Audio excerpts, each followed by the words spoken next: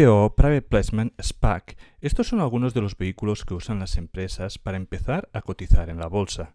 ¿Quieres entender estos conceptos y quieres saber cómo invertir durante estas etapas tempranas? Pues este programa te interesa. Bienvenidos amantes del subsuelo, bienvenidos a Charlando de Minas, el podcast en español para aprender e invertir en el mundo de los recursos naturales.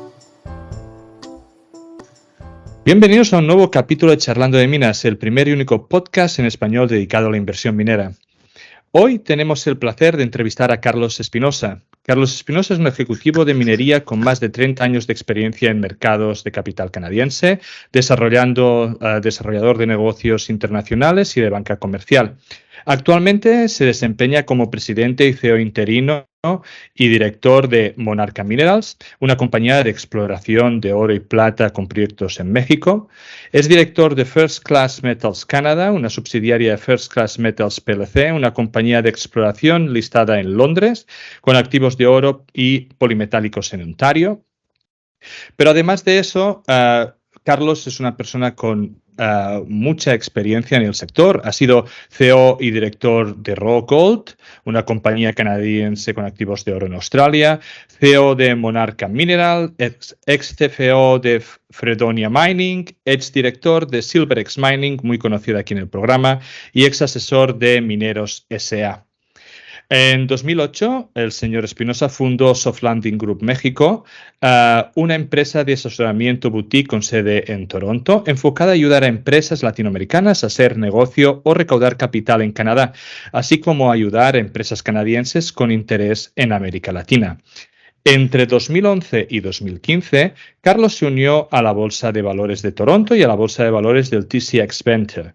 Fue responsable de atraer empresas mineras privadas o públicas canadienses e internacionales para que hicieran públicas o cotizasen en el TCX o TCXV.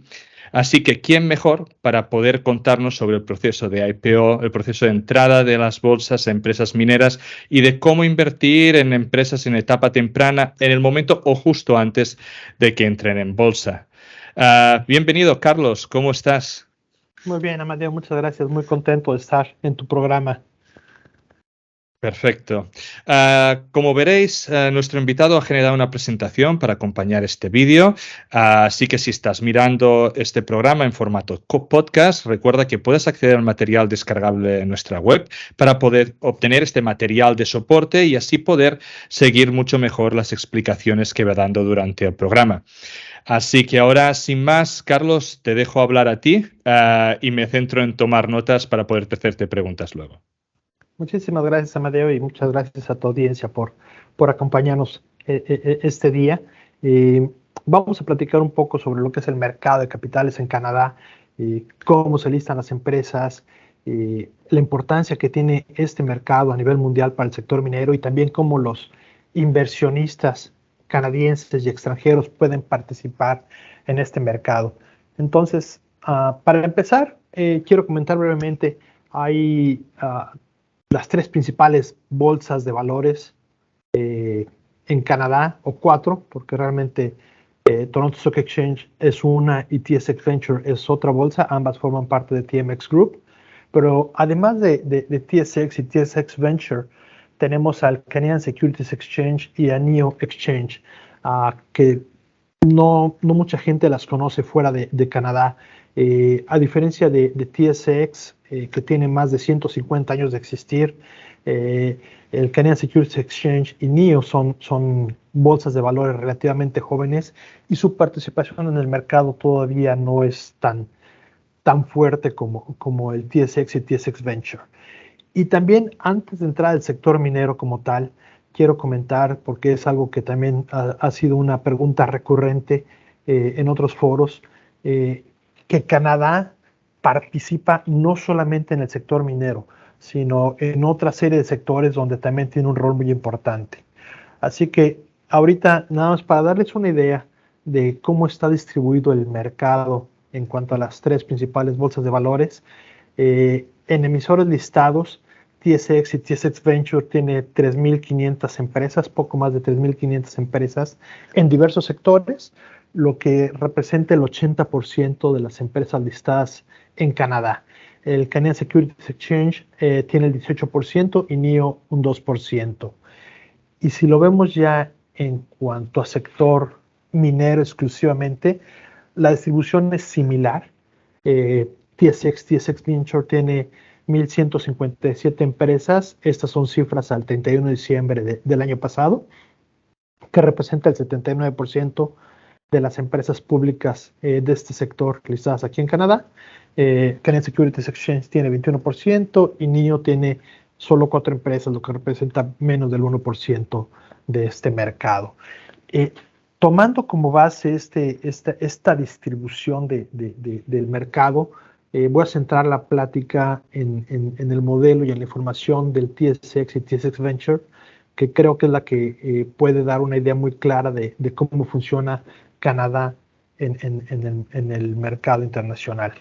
Hablando en general de TSX y TSX Venture en todos sus sectores, como mencioné, tiene más de 3,500 empresas listadas con una capitalización que va en números redondos de 3.9 millones de dólares canadienses.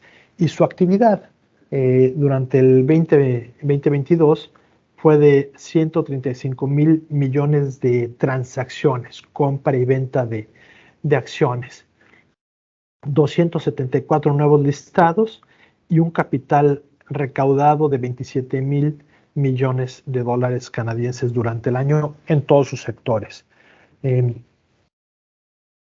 Si vemos los sectores en los que está participando, vemos que el sector más importante en cuanto a monto recaudado es el sector minero, con en números redondos 7,600 millones de dólares. Le sigue servicios financieros, pero además tenemos infraestructura, tenemos bienes y servicios, tenemos ciencias de la vida, tecnología, energía, etcétera, etcétera. Entonces, cuando a veces hablo con algunas empresas que están buscando recaudar capital y hablamos del mercado canadiense, algunas veces se preguntan si esa empresa que no es minera pudiera encontrar un lugar en el mercado canadiense, y la respuesta muy probablemente es que sí, que además de todo es un mercado muy bien regulado, que ha generado la confianza de inversionistas y de empresas no solo en Canadá sino a nivel internacional. Ha creado un nombre importante por el marco regulatorio canadiense que le da bastante certidumbre a las empresas y a los inversionistas. No, hasta aquí me sorprende, ¿no? El gráfico de que al final el capital levantado por las empresas mineras puede ser aproximadamente un 30, un 40%, lo que fuera, pero realmente son, antes has puesto, ¿no? Como un 80% de las empresas que había. Entonces, realmente, por mucho de que representen un porcentaje muy, muy elevado, no se están llevando toda la recaudación que podría alguien esperar que no sepa de este mercado en general. Es correcto, y es una observación bastante interesante porque recordemos, y tal vez algunas personas que no están muy familiarizadas con Canadá, el Toronto Stock Exchange o TSX es lo que se le conoce como el main board, donde están listadas las empresas más grandes. En el caso del sector minero, son empresas con proyectos ya en etapa muy avanzada o que ya son productores. Mientras que en el TSX Venture normalmente son empresas de exploración, que es un número importante de empresas los que están listados en el Venture, y levantan montos de capital menores, pero ese acceso a capital en una etapa temprana es lo que permite que las empresas puedan irse desarrollando y creciendo en el tiempo. Es un mercado que en pocos lugares se puede encontrar, que es un gran atractivo, y es un poco de lo que vamos a hablar en la siguiente lámina. Aquí el Toronto Stock Exchange y el TSX Venture son dos niveles, como lo acabo de mencionar, donde normalmente las empresas mineras de exploración o empresas en etapas tempranas de otros sectores, que puede ser de tecnologías de la información, que puede ser de cannabis, que puede ser de servicios financieros, medicina, etcétera, normalmente se listan en TSX Venture, que es una bolsa que tiene algunas bondades el listarse es menos costoso, el mantenerse listado es menos costoso también, la regulación es un poco menos estricta y eso permite que las empresas puedan, en una etapa temprana, como lo mencioné, listarse ahí y recaudar capital.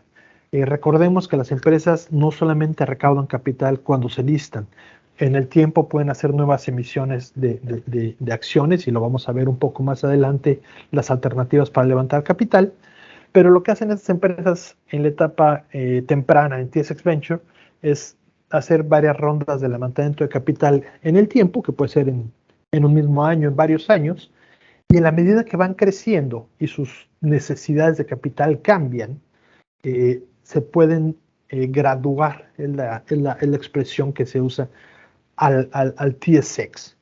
En promedio, un levantamiento de capital en el venture, en cualquier sector, el promedio anda por ahí de los 2,5, 3 millones de dólares, mientras que en el TSX el promedio va a estar por ahí de los 75 millones de dólares. Entonces, como menciono, el nivel de capital que vas a recaudar va de acuerdo a las necesidades de la empresa y van a empezar bajito y poco a poco ir creciendo hasta dar ese brinco al TSX. Como se menciona en esta lámina, más de 750 empresas del TSX se han graduado del TSXV para subir al main board, lo que representa pues un gran éxito en este modelo. Ahora, otro tema importante en cuanto al mercado canadiense es, como mencionaba un poco antes, el nivel de confianza que generan los inversionistas por el marco regulatorio que hay en Canadá, y eso se refleja en la inversión que llega desde fuera de Canadá. Más o menos el 40% de las transacciones que se hacen todos los días en TSX y TSX Venture vienen desde fuera de Canadá. Puede ser de Estados Unidos, puede ser de Asia, de Europa, pero lo que es un hecho es que esa confianza que tienen los inversionistas globales en el mercado canadiense es muy importante y juega un rol muy importante para las empresas cuando quieren tener acceso a capital.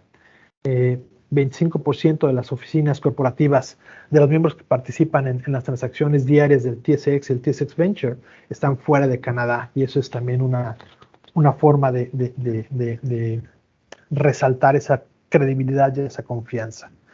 Ahora, si hablamos un poquito ya más a detalle de cómo funciona el financiamiento del sector minero en TSX, vemos que el 54% de los mineros de TSX se graduaron de TSX Venture, lo que mencionaba hace un momento, que van creciendo poco a poco hasta graduarse. El año pasado fueron 3 empresas las que se graduaron, pero desde que existen estos dos modelos, más de 300 empresas mineras se han graduado de Venture al Main Board.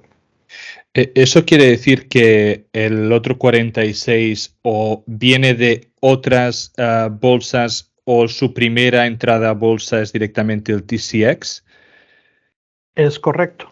Vale. Podemos decir, por ejemplo, empresas como Mineros S.A. de Colombia hizo un Initial Public Offering directo en el TSX. Entonces, ellos no se graduaron. En algunos otros casos, pudo haber sido una empresa que ya estaba listada en otra bolsa y también esta graduación, digamos, es sugerida por la misma bolsa. ¿Es la empresa quien aplica? Es buena pregunta. El TSX tiene algunos parámetros que la empresa debe cumplir para poder formar parte del main board.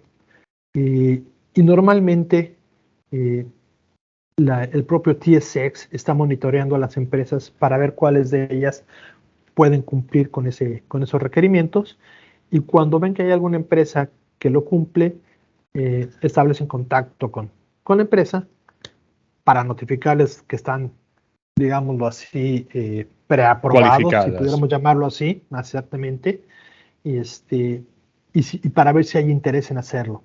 En otras ocasiones, la misma empresa es la que está trabajando de manera proactiva para lograr esa graduación. Claro. Ahora, para la empresa, esa es una opción, no una obligación. Entonces, Claro. depende de la estrategia del management y del board de la empresa. Algunas, como te decía, de manera proactiva están buscando entrar al TSX y otras, de manera también por iniciativa propia, deciden permanecer en el venture, porque Y, así lo han decidido. ¿Podrías, si lo explicas luego, no pasa nada, si no, podrías explicar qué ventajas o inconvenientes pues tiene irse entonces el TCX o por qué hay empresas que prefieren mantenerse en el venture, que entiendo de Ujú. que tienen menor exposición o pueden atraer menor cantidad de fondos, que entiendo que es la ventaja mayor de pasar el TCX. Así es. Sí, realmente el punto más importante por el cual una empresa decide listarse en TSX es tener mayor acceso a inversionistas, especialmente inversionistas institucionales.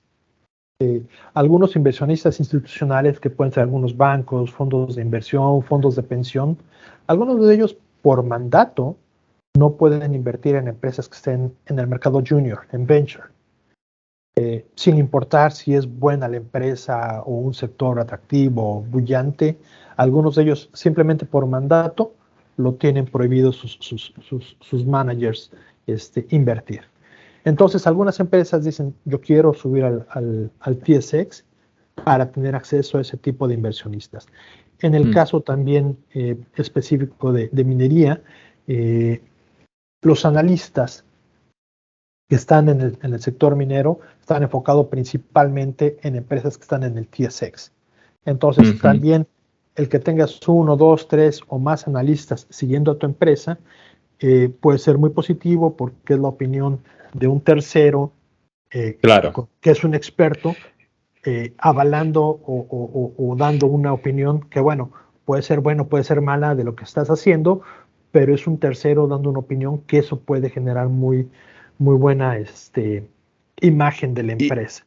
¿Y qué ventajas puede tener mantenerse en el TCXB? ¿O cuál es la razón principal que Uh una -huh. empresa puede decidirlo?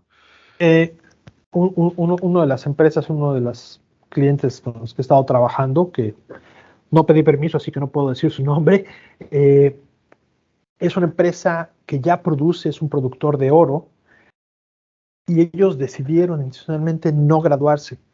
Y yo le pregunté al CEO cuál era su principal razón. Y su respuesta fue muy simple. Me dijo, mira, estamos muy bien en el TSXV, la regulación funciona bien para nosotros, no necesitamos mayor regulación y la base de inversionistas que tenemos es suficiente para seguir creciendo.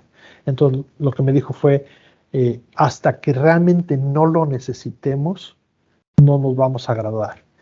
Y tal Porque vez, cuando dices regulación, ¿te refieres a, por ejemplo, auditar cuentas o cosas de ese estilo? ¿O es algo otro tipo de regulación? es similar.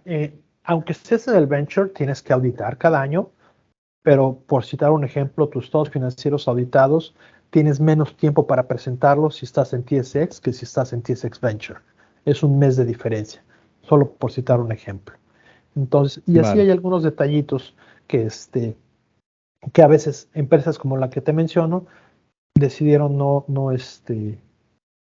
que no valía la pena hasta este momento, ¿no? Obviamente las condiciones pueden cambiar y Mm. puede ser que en un momento dado, por la razón que se te ocurra, un crecimiento importante que requiere una inyección de capital mucho más fuerte, que tal vez su base de inversionistas actual no lo pueda soportar, tal vez decidan graduarse y avanzar. También hay ejemplos, y aunque esto se sale un poco de tu charla o del scope de la charla, pero que también vemos de que empresas del TCX se gradúan al New York Exchange. Entonces también Así entiendo que es. es un poco lo mismo, buscar Uh -huh. atraer más fondos, tener más atención de analistas, mirar de atraer más capital, y es un poco, entiendo lo mismo, con una regulación puede que es superior al estar en Estados Unidos, no lo sé, pero entiendo que es algo parecido, ¿no? Es correcto. Eh, Normalmente para listarte en Nueva York, tu empresa tiene que ser más grande y cumplir con los requerimientos mayores a los que requieres para listarte en TSX. Entonces, si lo viéramos desde un inicio, podrías empezar en TSX Venture, graduarte a TSX y tal vez posteriormente hacer un listado doble en Nueva York. O en algunos casos, algunas empresas deciden deslistarse de Canadá después de haberse ya listado en Nueva York. Entonces, te digo, todo va a depender de las necesidades de capital y la estrategia que tenga la empresa hacia adelante, ¿no? Cada Perfecto. mercado obviamente va a tener sus retos y sus oportunidades. Y ya que estamos, digamos, y te he interrumpido muchísimo, en el Canadian Security and Exchange, por ejemplo, ¿no? Para mí es conocido, aunque es mucho menos accesible, digamos, desde España o desde Europa para hacer compras, ¿no? Es mucho más fácil comprar en el TCX o TCXV y el otro, Neon, no lo conocía directamente. Pero, ¿qué empuja a una empresa a entrar en un mercado como el Canadian Security and Exchange en lugar de ir al venture? El Canadian Securities Exchange, su principal modelo de negocios o cómo se promueven es que tienen una estructura de costos mucho más fijo que el TSX Venture. El Canadian Securities Exchange compite directamente con Ventures, está enfocado en el mercado junior y cuando tú ves el esquema de los costos que tiene el TSX Venture, hay una parte que son fijas y otra parte que son variables, dependiendo de cuánto vale tu acción, de cuál es el volumen que se mueve y algunos otros aspectos de ese tipo. Entonces, lo que te dice Canadian Securities Exchange es, yo tengo un precio ya determinado y es, ellos lo llaman más transparente, ¿no? No es que el TSX Venture no sea transparente, pero te digo, va a variar algunos de los costos del listado y del mantenimiento de estar listado dependiendo de algunos factores, de cómo se mueva tu acción, los volúmenes, private placement que hagas, etcétera, etcétera. Pero también el CSE, el Canadian Securities Exchange, se empezó a operar hace pues, relativamente poco, en el 2004. Y digo relativamente poco si comparamos con el TSX y TSXV que tienen más de 100 años operando. Y entonces lo que mencionas en cuanto a accesibilidad y reconocimiento en mercados internacionales, pues todavía es menor, ¿no? Es una bolsa que está creciendo, creció mucho en Canadá en la época del booming del cannabis, antes de que se aprobara el cannabis aquí en Canadá. Muchas empresas empezaron a listarse y muchas de ellas lo hicieron principalmente en el Canadian Securities Exchange. Y donde ahorita trabaja mucho es en cannabis y en minería, en exploración, ¿no? En el mercado junior. Capital de riesgo. Exactamente, exactamente, capital de riesgo, así es. Pero viéndolo desde fuera de Canadá, una persona o una empresa que no es canadiense, que quiere tener acceso a capital y más exposición, TSX, TSXV, pues es una opción tal vez más viable, ¿no? Entonces, otra vez, depende de la estrategia de la empresa. Si es una empresa canadiense con operaciones en Canadá, tal vez el Canadian Securities Exchange sea una mejor opción. Claro, enfocado más a mercado interno. Exactamente. Y de cualquier forma se pueden deslistar y listarse en la otra, ¿no? Puede ir de TSX vía al Canadian Securities Exchange o al revés. ¿Existe la posibilidad de que igual que te gradúan, te vuelven a mandar del TCX al TCXV?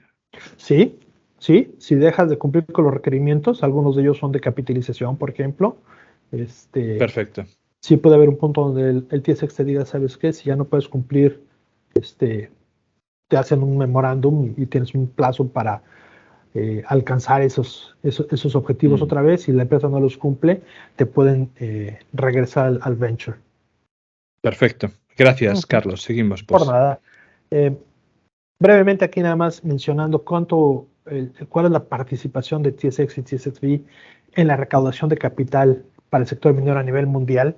En los últimos 5 años, entre TSX y TSX Venture, se recaudaron 44,000 millones de dólares, que es lo que representa el 36% del capital recaudado a nivel mundial. y el 48% de los financiamientos, o sea, de las transacciones que se hicieron igual a nivel mundial en este periodo, ¿no?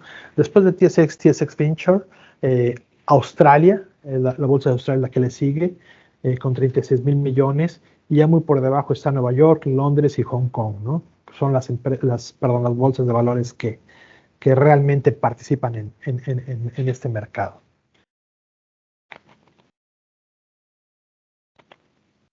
Y ya nada más para darle un panorama a la audiencia, aquí tenemos un mapa donde muestra que el 48% de los proyectos mineros, que son más de 5,300, de las empresas que están listadas en Canadá, sus proyectos están fuera de Canadá, ¿no? Prácticamente la mitad de los proyectos son fuera de Canadá y están distribuidos, como puedes ver en este mapa, alrededor del mundo.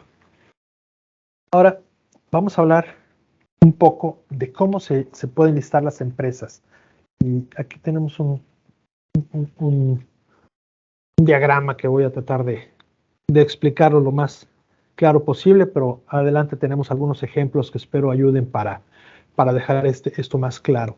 Tenemos como esquemas tradicionales el IPO, que es el Initial Public Offering, que todos hemos escuchado de alguna manera u otra, ¿no? Llega una empresa que es privada, se lista en la bolsa y empieza a vender sus acciones en esta bolsa. El RTO, que es un Reverse Takeover, que es básicamente cuando una empresa privada compra a una empresa que ya está listada en la bolsa y la empresa privada toma control sobre la pública y a partir de ahí se convierte en una empresa pública. Después existe el Qualifying Transaction, que va de la mano con el CPC y el SPAC. Ahorita vamos a hablar un poquito de ello. Y el último es el Dual Listing o el Interlisting, ¿no? Donde ya estás listado en una bolsa y te vienes a listar a una segunda bolsa. Vamos a suponer que ya eres una empresa pública que está listado en Australia y quieres tener más acceso al mercado de inversionistas norteamericanos y decides listarte también en Toronto. Ahora, lo que es el CPC y el SPAC son dos conceptos bastante interesantes. El CPC o Capital Pool Company es una shell company que creas, un grupo de inversionistas lo crea y hace un IPO y se lista en el TSX Venture. La idea de este IPO es recaudar algo de capital, que puede ser algo así como $500,000 o $1 millón, con la intención de buscar algún proyecto o alguna empresa y adquirirla. Entonces, pensando en el sector minero, vamos a suponer que creas un CPC, haces un IPO, recaudas algo de capital y empiezas a buscar algún proyecto para adquirirlo.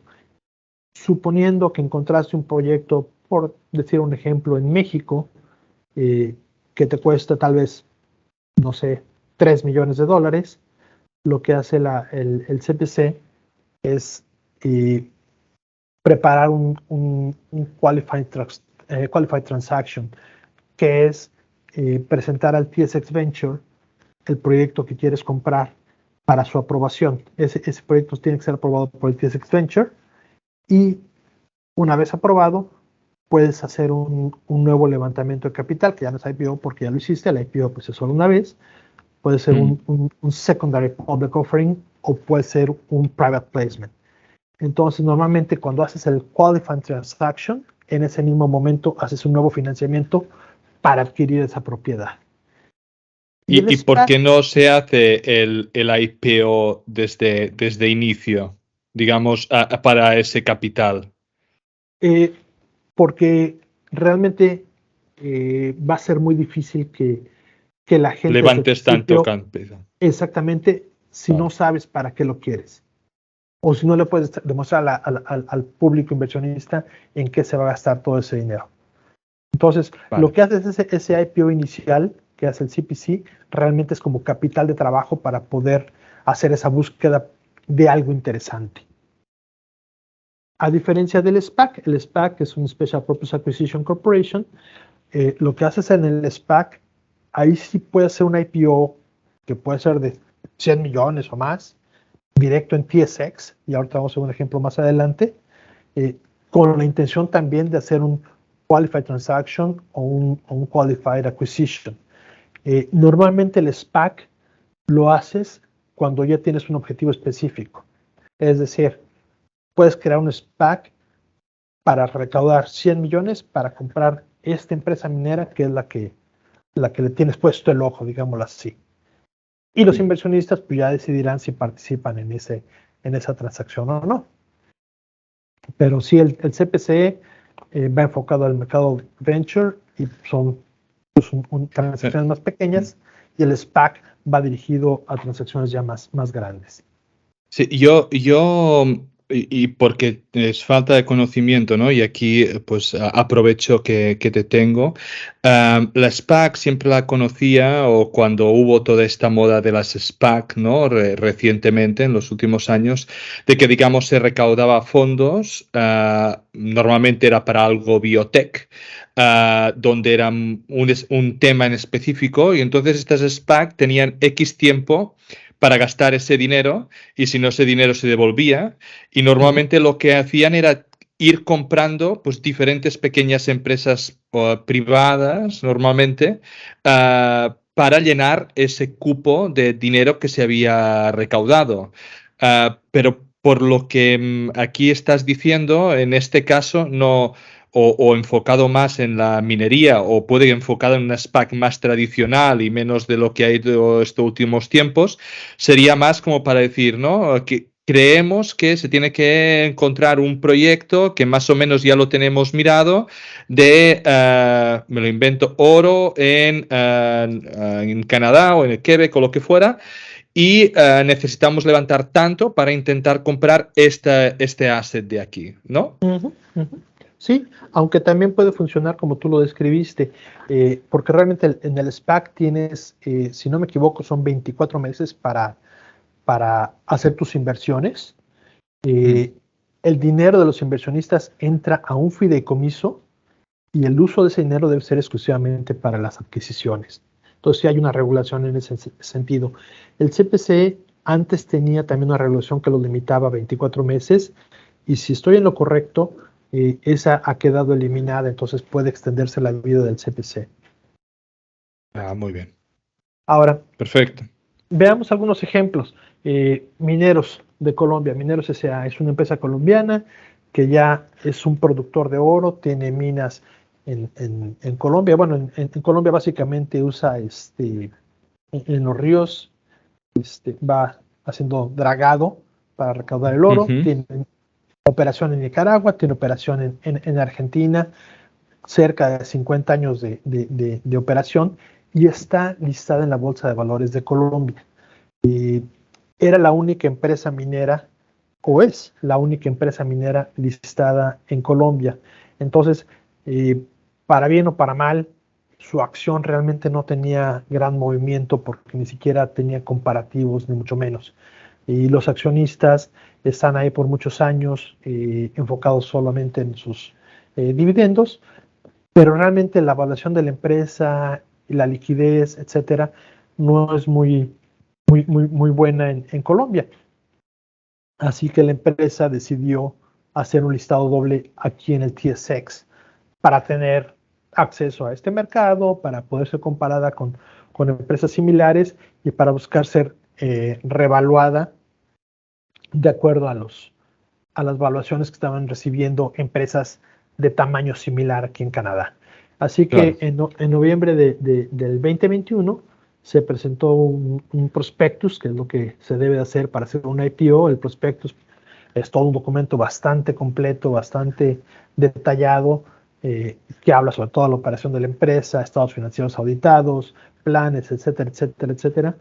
Y con este prospectus, eventualmente el TSX lo aprobó para ser listada en el TSX, y de manera simultánea se hizo un IPO donde se recaudaron $20 millones en Canadá y otros 11 millones y medio en Colombia.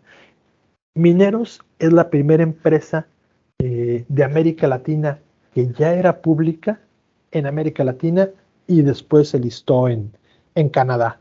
Normalmente vemos situaciones inversas, donde una empresa que ya está listada en Canadá tal vez hace un listado doble en Perú, en Chile o en México, ¿no? Que son los 3 mercados donde hay un poco de actividad de listado doble. No son muchas las empresas en América Latina listadas, pero son esos mercados, ¿no?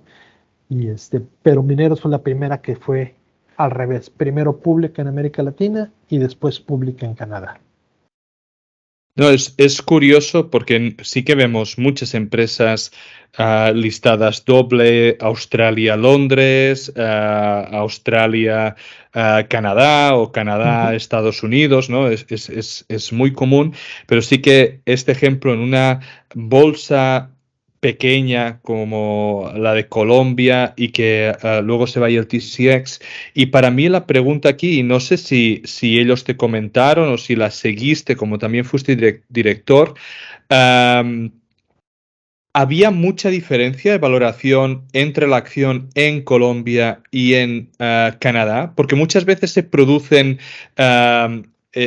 gaps, ¿no? Entre Ujú, ujú. diferentes exchanges y en un exchange tan pequeño como en Colombia, en comparación con el TCX, ¿se vio o siempre cotiza con descuento en Colombia, por ejemplo? O no sé, ¿habéis visto algo así o no?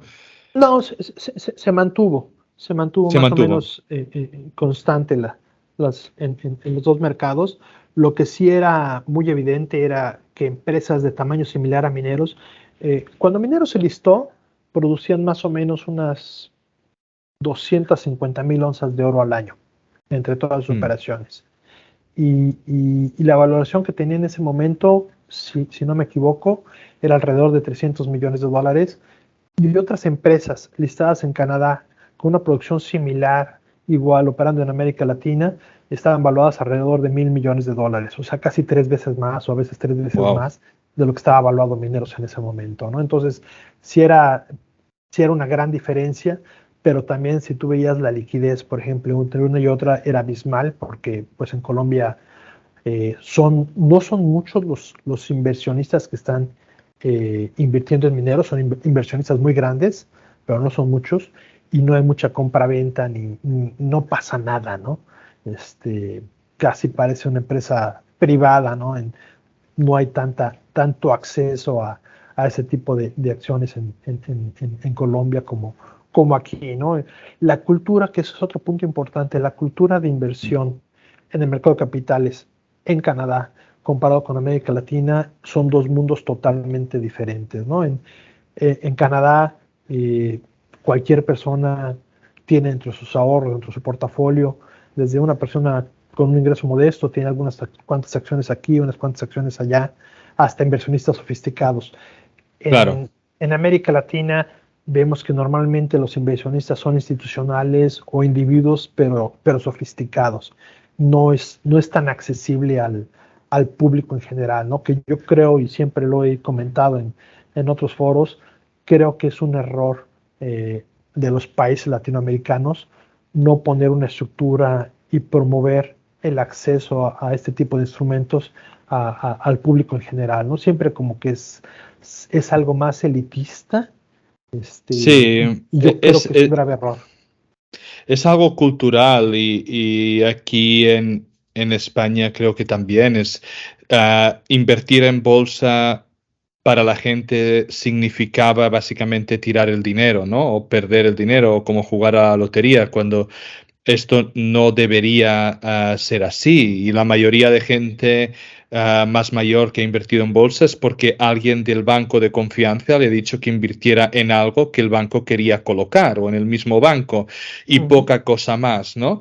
Pero creo que sí, la gente joven está empezando, o digamos gente de mediana edad ya, pero está empezando a descubrir más todo lo que es la inversión y Ujú. está empezando a tener otro tipo de cultura. Y sí que es verdad que normalmente pues las cosas que suceden en Europa o en España tardan un poco más llegar a Latinoamérica, pero estoy seguro que con los accesos que a día de hoy hay de Internet para invertir de una forma mucho más simple que lo que era antes, Ujú. es cuestión de tiempo para que en general el público de Latinoamérica también sea un público inversor, ¿no? Ni que sea Sí, pequeño capital, pero lo sea.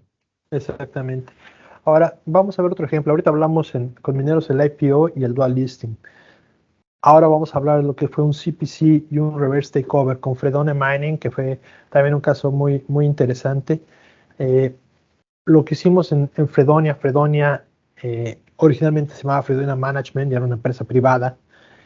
Y por otro lado estaba Richmond Road Capital Corporation, que fue un CPC que otras personas totalmente ajenas a Fredonia fundaron en su momento. La fundaron y la listaron en el 2012 con la intención de hacer un Qualified Transaction. Hicieron una IPO por $300,000, pero nunca concretaron esa Qualified Transaction por las razones que tú quieras. No encontraron el proyecto adecuado, no lo pudieron negociar, lo que haya sido, que pasó, pero no pudieron concretar esa adquisición. Así que cuando Fredonia estuvo listo o preparado para listarse en la bolsa, el camino que se decidió hacer fue un reverse takeover, donde básicamente Fredonia Management y 6R, que eran dos empresas que teníamos en British Virgin Island, que eran las dueñas de dos subsidiarias en Argentina, que a su vez eran los dueños de los proyectos. Fredonia Management compró a Richmond Road Capital Corporation, que era la empresa que ya era pública, el CPC. Fredonia tomó control, cambiamos el nombre a Fredonia Mining y se convirtió en la empresa pública. De manera simultánea hicimos un private placement, que también un poco más adelante vamos a hablar del private placement, y para financiar las operaciones de Fredonia en Argentina. Entonces, en la siguiente lámina vamos a ver cómo estaba estructurado Fredonia antes de la adquisición. Era una compañía privada, como les comento, estaba Fredonia Management y estaba 6R Asset en British Virgin Island, y teníamos dos empresas en Argentina, Minera Fredonia y 5R, las cuales son los dueños de las concesiones mineras. Normalmente, en las leyes de los diferentes países no permiten que una empresa extranjera sea dueño de una concesión minera. Por ello, pues tienes que crear una subsidiaria local. Claro. En este caso fueron Minera Fredonia y 5R, para poder poner en esas empresas las concesiones mineras. Entonces, así era cuando era una empresa privada, y así quedó después del reverse takeover. Hasta arriba quedó Fredonia Mining, que es lo que antes era Richmond Road Capital Corporation, y ya abajo de Fredonia Mining quedó Fredonia Management, 6R y el resto de las empresas. Y obviamente la empresa que presenta toda la información financiera y demás es la empresa pública, pero tienes que hacer una consolidación de todos tus estados financieros de las diferentes subsidiarias y demás.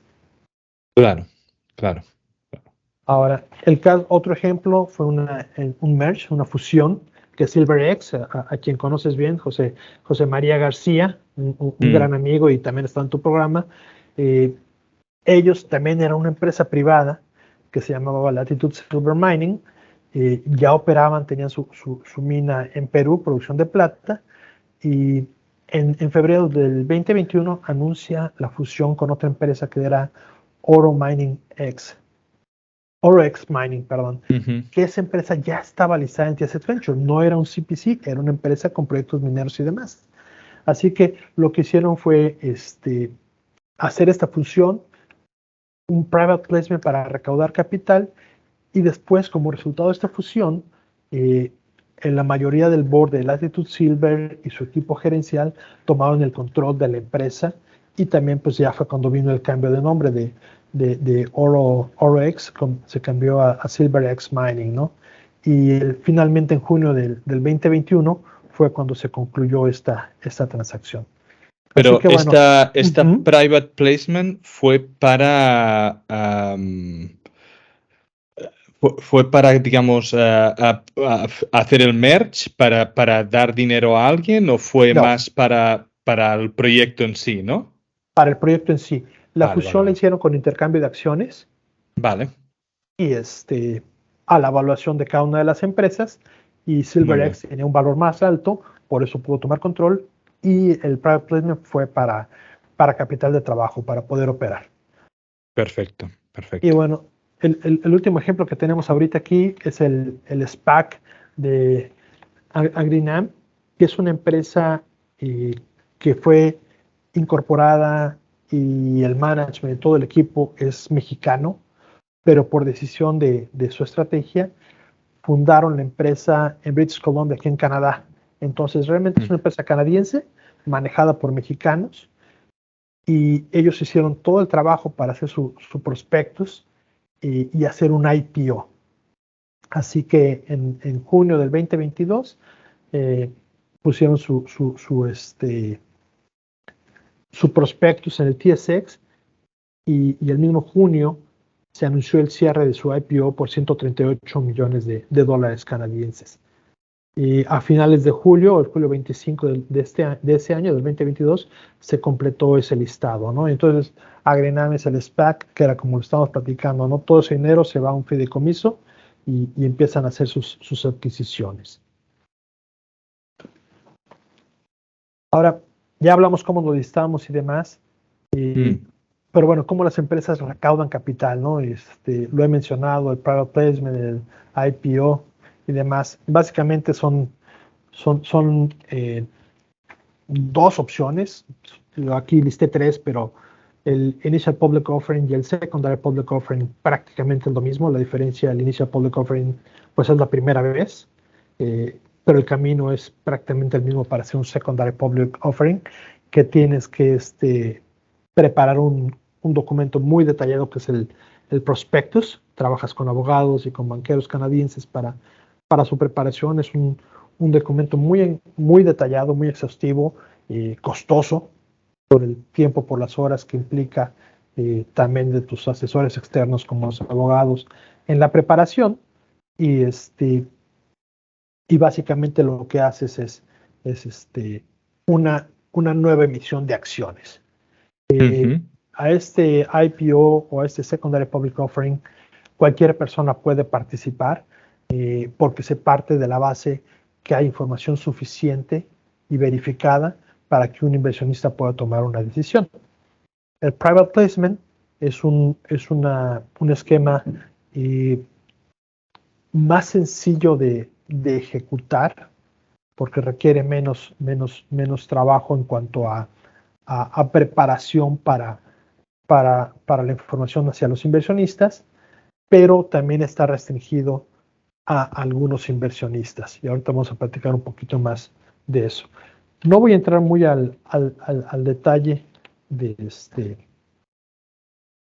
IPO y del Secondary Public Offering, pero un poquito más adelante vamos a hablar del Private Placement, porque es algo que es muy común en Canadá, que en diversas ocasiones me han preguntado quién puede participar, cómo se hacen y demás. Entonces un poquito más adelante vamos a hablar de esto.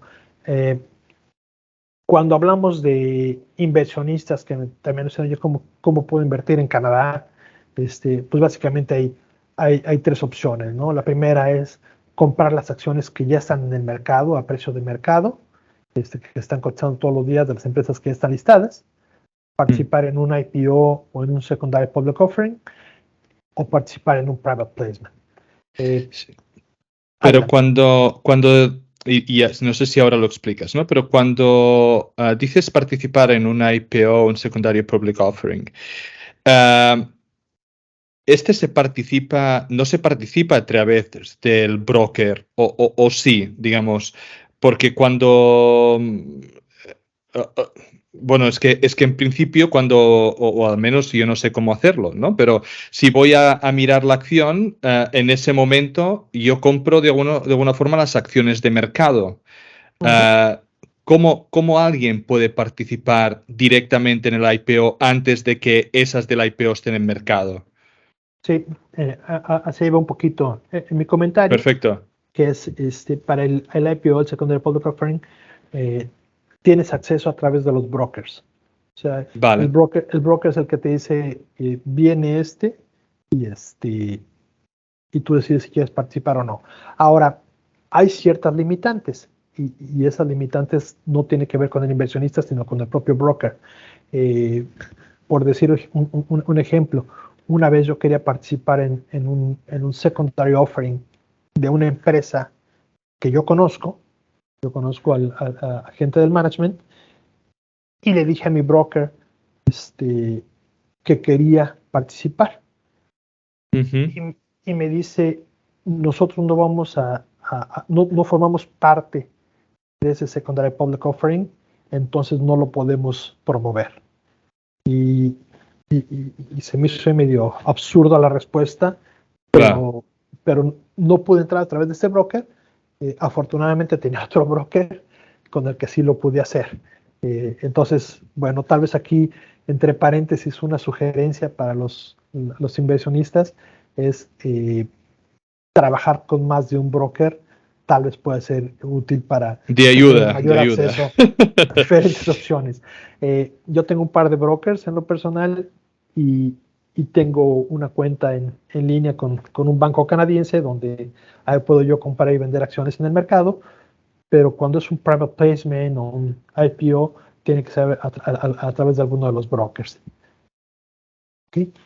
Y bueno, ahora sí voy a hablar un poquito más de un private placement y voy a empezar por tratar de explicar qué es o por qué es interesante para la gente invertir en un private placement, ¿no?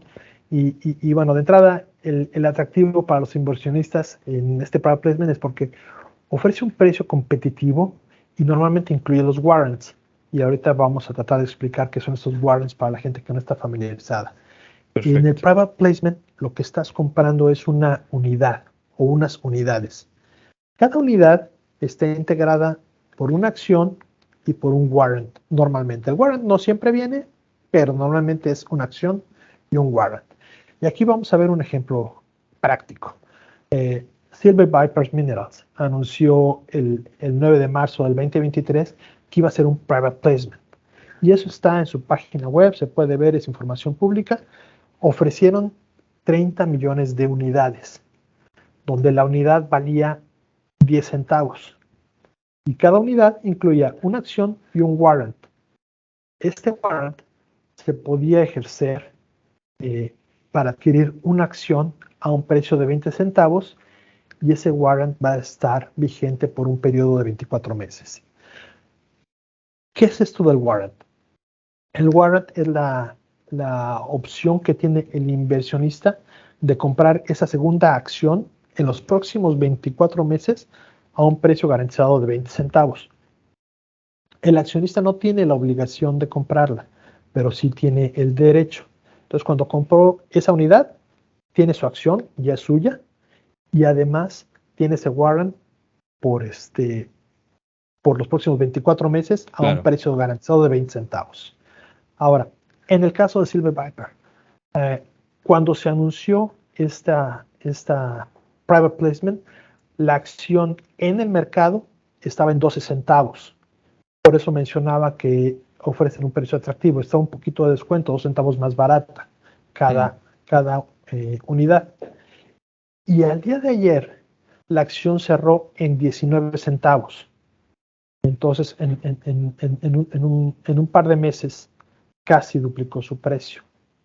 Entonces, quien participó en este private placement y compró a 10 centavos, ahorita ya casi duplicó su inversión, ya ganó 9 centavos por cada acción que compró, pero supongamos que la acción sigue subiendo de precio en los próximos meses y llega a 30 centavos en el mercado.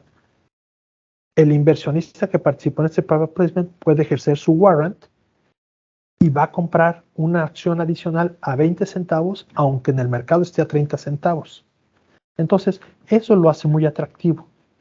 Y por otro lado, supongamos que el precio de la acción, por las razones que sean, baja abajo de los 20 centavos o nunca llega a los 20 centavos, como hoy que ayer cerró a 19 centavos. El inversionista no tiene la obligación de ejercer ese warrant. Si quiere comprar más acciones, tal vez decida comprarlas directamente en el mercado a precio de mercado, que ayer eran 19 centavos, o tal vez decida simplemente ya no invertir más en esa empresa. Ahora, las empresas tienen también la facultad, con autorización del TSX, de extender la vigencia de esos warrants en caso de que estén próximos a vencer y digamos que la acción todavía está por debajo y no es atractivo.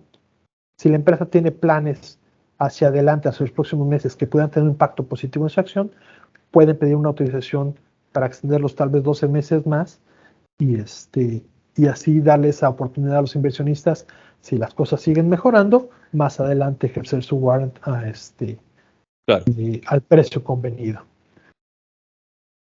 Entonces, ese es uno de los puntos muy importantes, y también otro de los puntos por los cuales pues mucha gente prefiere hacer estos private placement en lugar de secondary public offering, lo mencionabas, es en lugar de hacer todo el prospectus, Claro.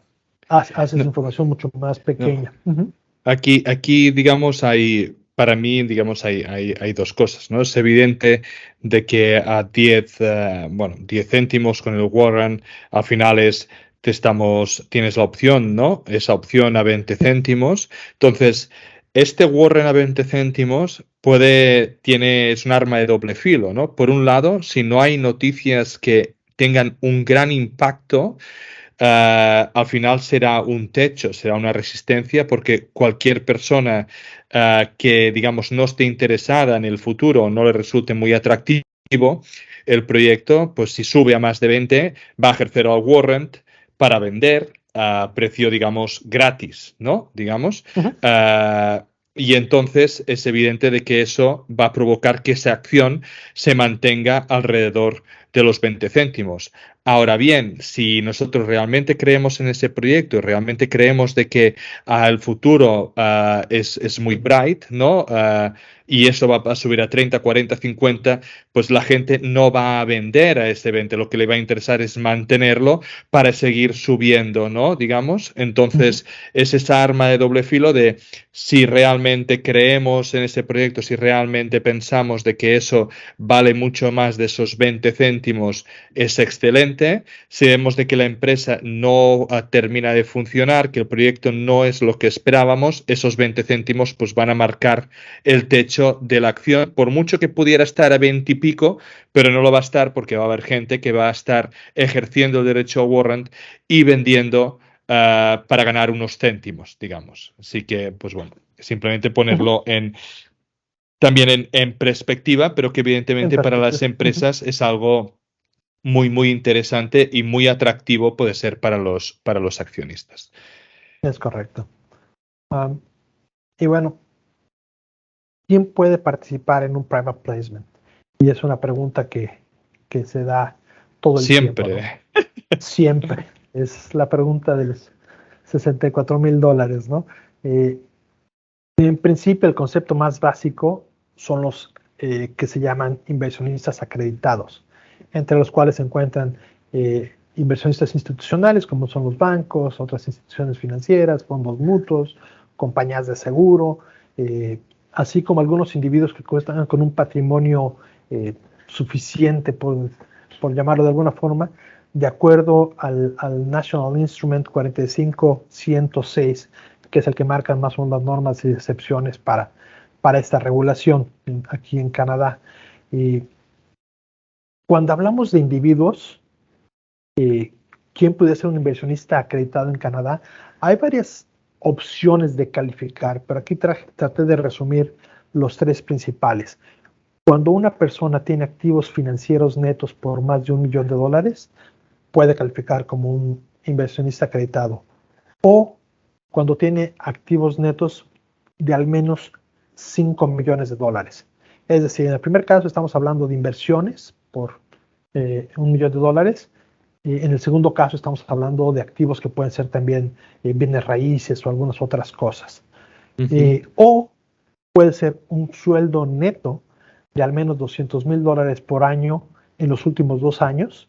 O si los combina con su pareja, al menos $300,000 netos por año, de igual forma en los últimos 2 años.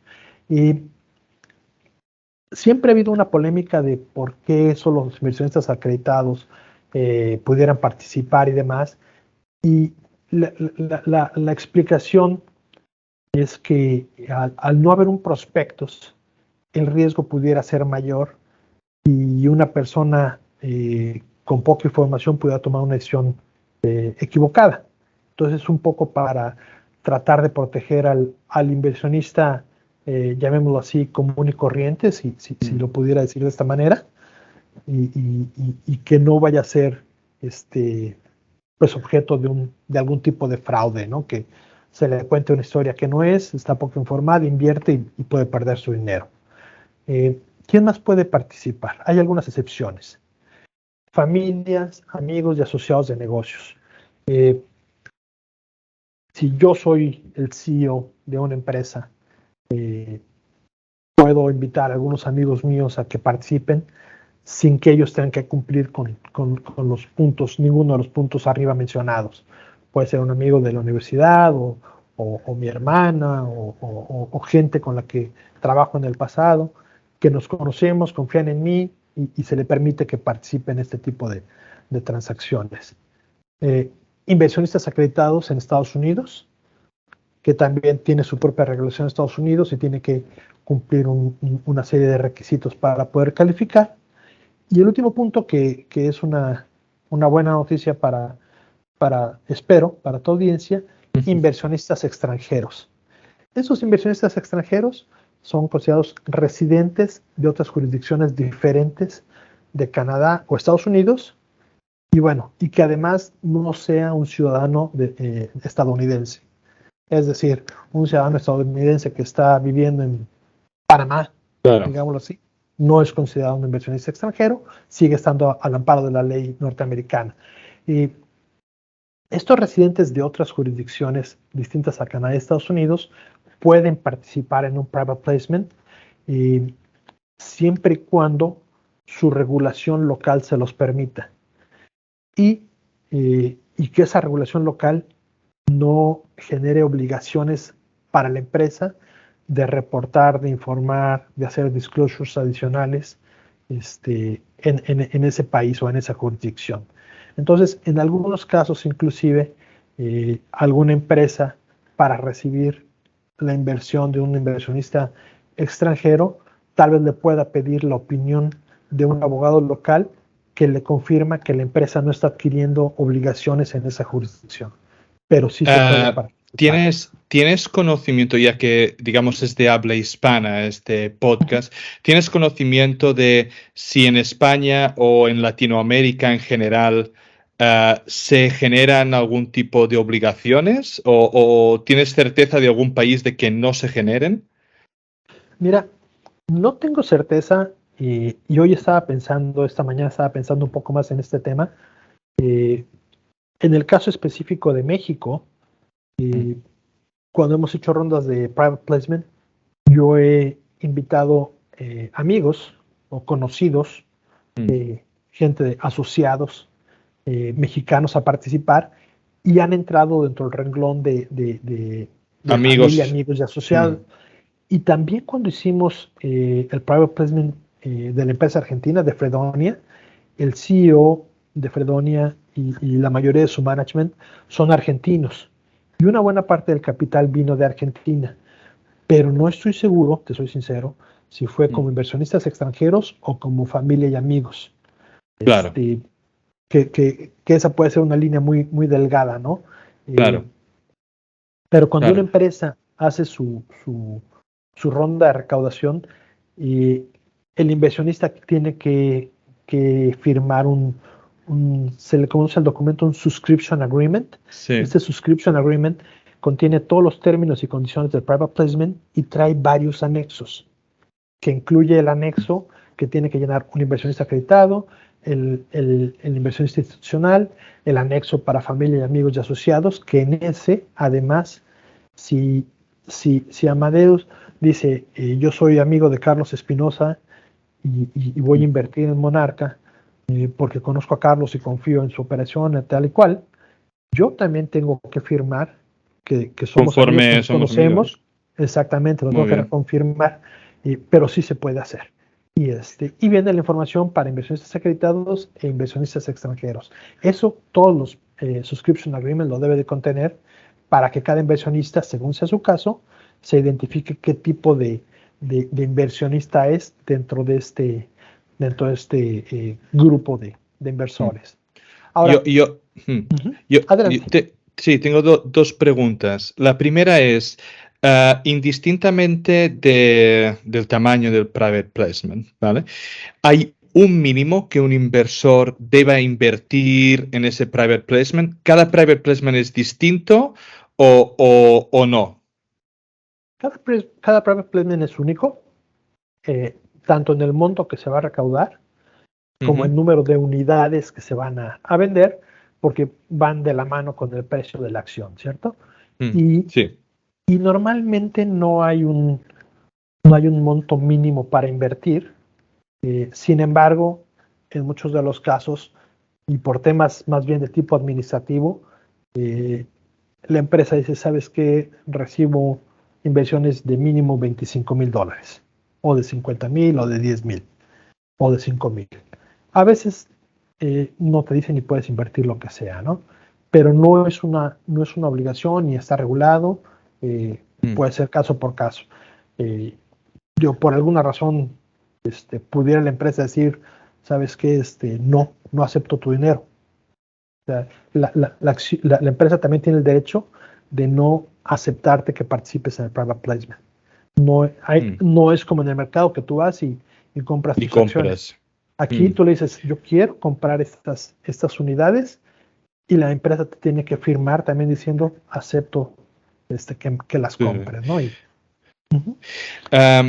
Estamos hablando evidentemente de private placement de empresas listadas, pero entiendo que las empresas que no están listadas también pueden hacer private placement, ¿no? Pero aquí entiendo de que al no estar sujetas a las regulaciones de un TCX, por ejemplo, uno tiene que ser mucho más cuidadoso, por empezar, porque no hay la liquidez de un mercado cotizado, y segundo, porque al no estar en las regulaciones, pues evidentemente no tienen que cumplir ciertos estándares que sí los cumplen en el TCX, por ejemplo. Es correcto.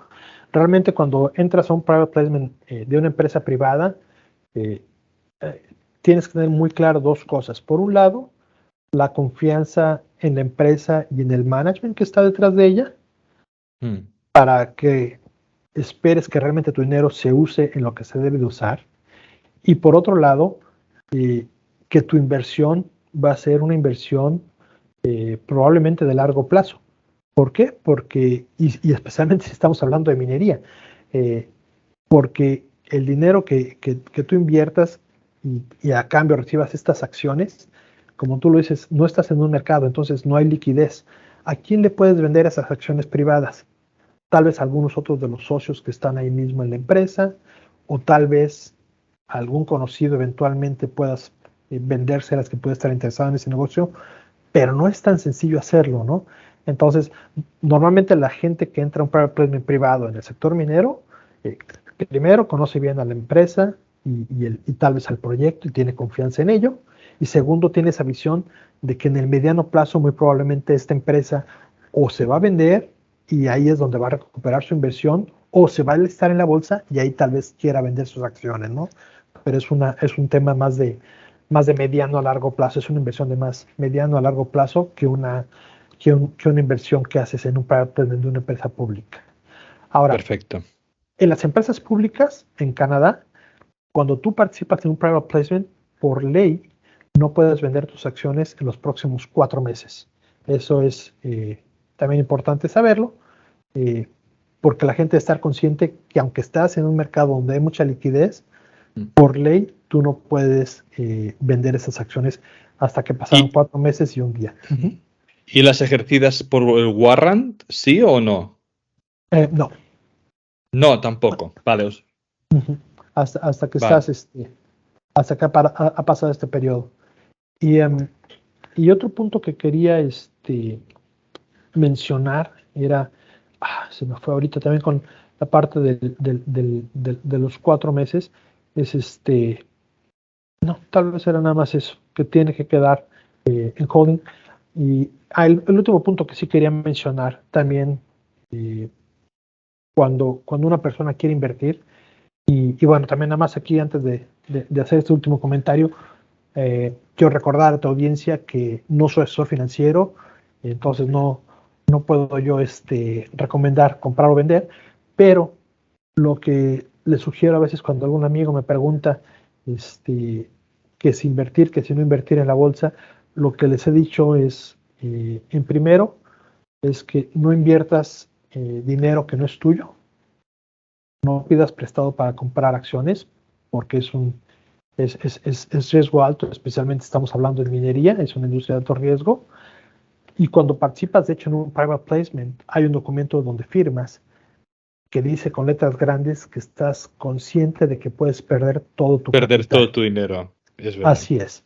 Entonces, debes de invertir un dinero que estás consciente que lo podrías perder. Ese es un punto que debes de tener en mente cuando inviertes en acciones. Otro punto es que no es recomendable invertir un dinero que vas a requerir en un corto plazo, porque tal vez Son ni siquiera vas a alcanzar. recomendaciones excelentes y que siempre hacemos y que están puestas en el, Sí,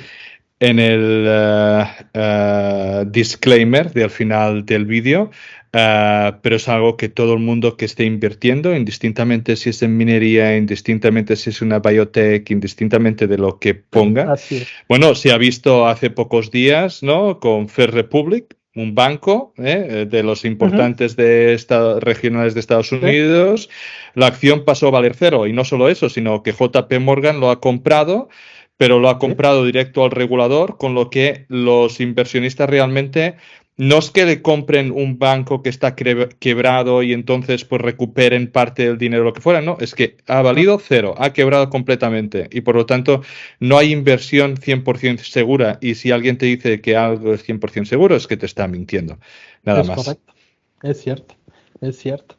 Y bueno, con eso estoy terminando y quiero pues agradecerte la invitación por estar hoy aquí, agradecerle a tu audiencia y obviamente si hay algunas preguntas adicionales, aquí estoy disponible a tratar de responderlas.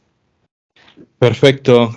Carlos, para mí ha sido un placer tenerte. Creo que es un tema súper interesante que se habla muchas veces, ¿no? Porque hay tantas empresas mineras de que inician esa aventura, de que inician evidentemente la bolsa para recaudar, sobre todo todos aquellos que estamos invertidos en el TCXB, donde vemos tantas y tantas pequeñas compañías. Y que algunas las vemos florecer y que otras ya vemos de que eso no va a ningún sitio. Entonces es súper interesante saber pues todas esas opciones de por qué las empresas entran en qué mercados, qué condiciones tienen que tener y sobre todo desde el punto de vista inversor, pues todas esas opciones que hay, ¿no? Para intentar entrar pues en todos estos private placements o en todas las diferentes opciones que tenemos para invertir y sobre todo aquellas que tienen ciertas ventajas para esos inversores, ¿no? Que puedan tener opciones, ¿no? de conseguirlas. Simplemente agradecerte muchísimo tu tiempo y al haber preparado la presentación y seguimos en contacto porque además estás en el board de muchas empresas y por lo tanto algunas de ellas tendrán que venir al programa. Perfecto. Muchas gracias por la invitación, te mando un abrazo y estamos en contacto. Descargo de responsabilidad. Cualquier contenido que aparece en Charlando de Minas no es una recomendación de inversión.